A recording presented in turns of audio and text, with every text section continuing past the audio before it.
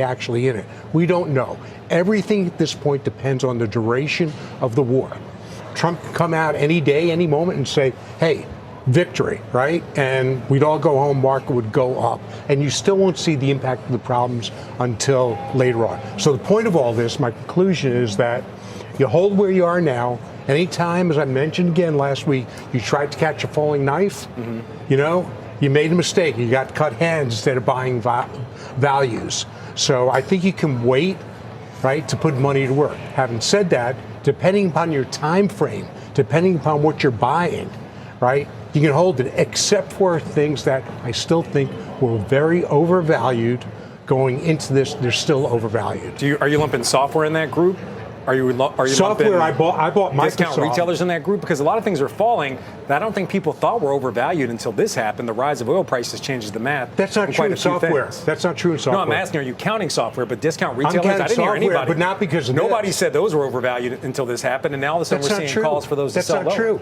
Plenty of people said software's overvalued. No, I said discount retailers. I'm saying there's discount different parts of the market. Sorry. Yeah. Discount retailers, you just don't know. You don't know how this is going to perform. Okay. Look, most of the, 2/3 of the country lives paycheck to paycheck.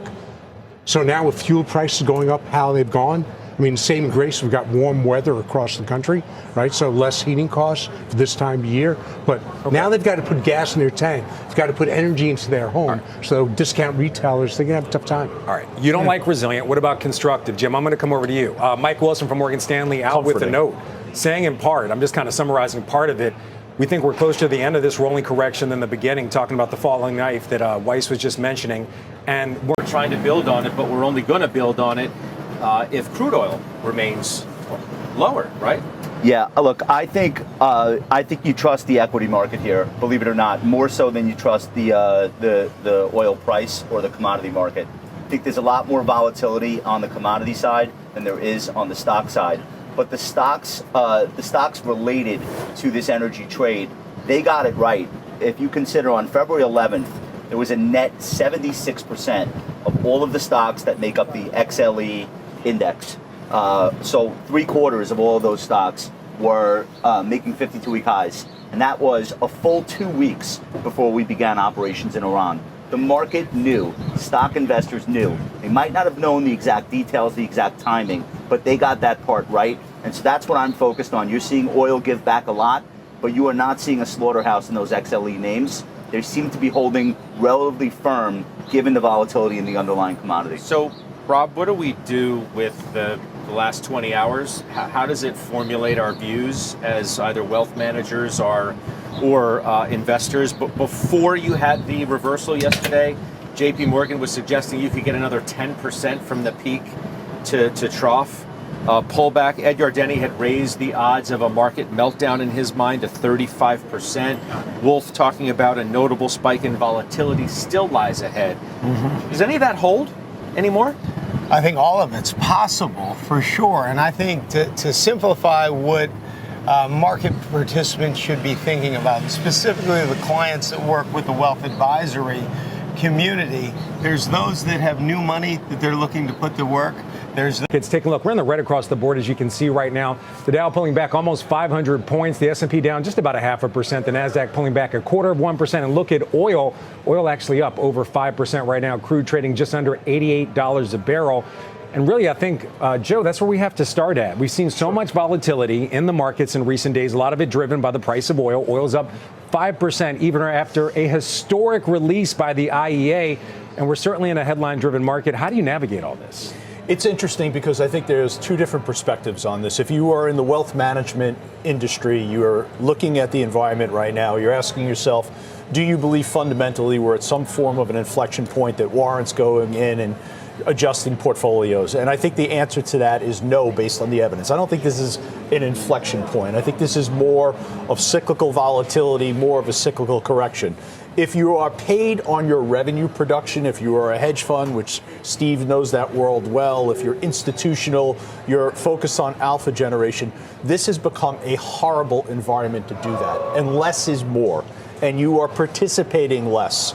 The extreme volatility driven by whether it's a tweet or a headline, that's a very punitive environment to be in. So the people in that world that I speak to, they are providing less liquidity. They are stepping back.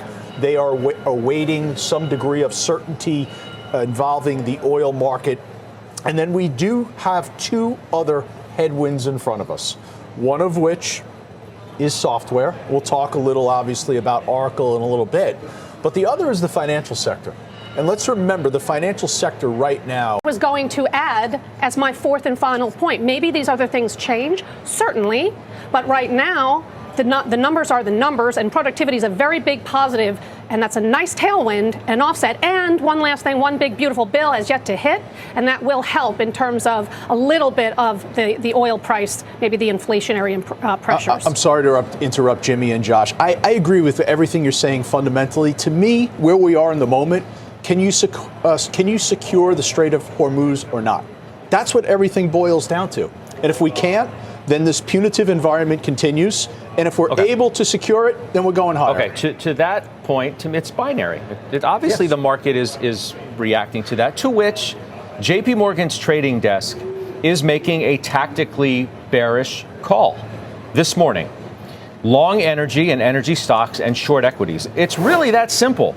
They say, quote, if we get to a Sunday when futures open without a resolution, we think risk assets will see a more aggressive sell-off. I urge you to go to CNBC Pro, subscribe, and you'll be able to read more stuff like that, because there's a complete write-through on what JP Morgan's trading desk is saying about how to approach this market from a tactical standpoint. It matches with what Joe says. This is a binary issue. It Straight is. open, stocks up. Straight closed, stocks in trouble. It is a binary issue, Scott. I agree. However, there is another dimension to it, which is time. How long does this last?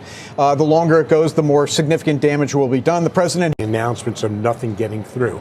And that's what's driving the market at this point, as you point out. Because if you keep oil prices elevated for so long, you have the chance, and you hear the R word more and more, meaning recession, of coming through. So my position has been, look, I'm keeping my cash. I don't want to catch a falling knife. I don't know how far it's going to fall. I did, in your absence, put on one trade, FTAI, which I thought had come down enough, and I'm going to close that trade out probably later today or tomorrow. It's been a major loser. So this is not a trading market, and my regret is that it's prone to doing stupid things. You know, you see something and said, wow, how can that go down another 25%? And guess what? It's on its way down. So to me, it's just keep your hands in your pockets.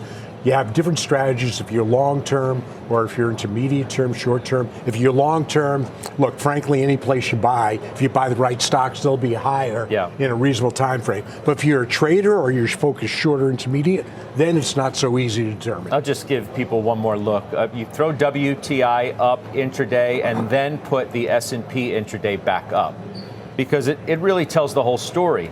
I know that we keep mentioning that, but how can you not? Just given the way that the market continues to trade. I thought it would be wise, I think, 2 weeks almost into this conflict, to take a look at what the major averages have done. S&P's down about 5% now. So you're not in a pure 10% correction, but, you know, the negative news flow